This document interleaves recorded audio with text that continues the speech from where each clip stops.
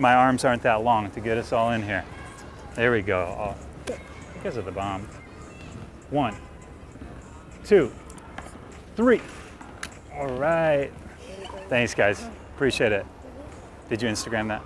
In the winter of 2015, I decided to depress myself and go to Coney Island. When I got to Coney Island off the train, I realized that Coney Island in the wintertime is not the Coney Island in the summertime that I thought it might be. There was nobody around. There wasn't a whole lot happening. And all of a sudden, I see like 600,000 seagulls flying in the middle of a concrete parking lot.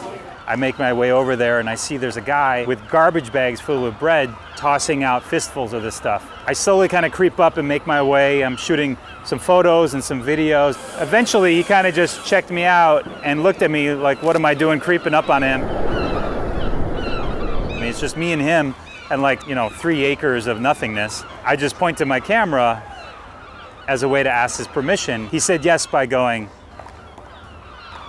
So I took that as we're cool, and I continued to shoot. But he was kind of a hard nut to crack. He's the type of guy you kind of listened when he spoke. But he's kind of like a Buddhist. He was like a Jewish Buddha. I found out this guy's name was David, lives on Ocean Park. He goes every Sunday to feed the seagulls.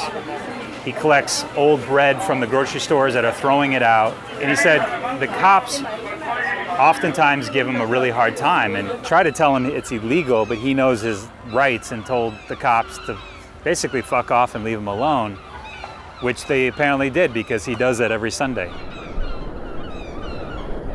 And I found out only about 2 weeks ago from my friend's father, who's about a 60 or 7-year-old Jewish guy. He saw the photo and asked me, do you know why he's giving out expired bread to all these seagulls? In the Jewish faith, it's a sin to not eat and throw out expired bread, which I thought was a really cool closure on this thing that happened 3 years before. The slow motion video that I was able to get of him, I turned into a 1-minute short, which ended up being the first short in my Faces series. It was really what gave me the idea to make these little moving photographs or video portraits on studies on people, and he was the first one. So it was a really cool moment for me. I bet I remember him way more than he remembers me.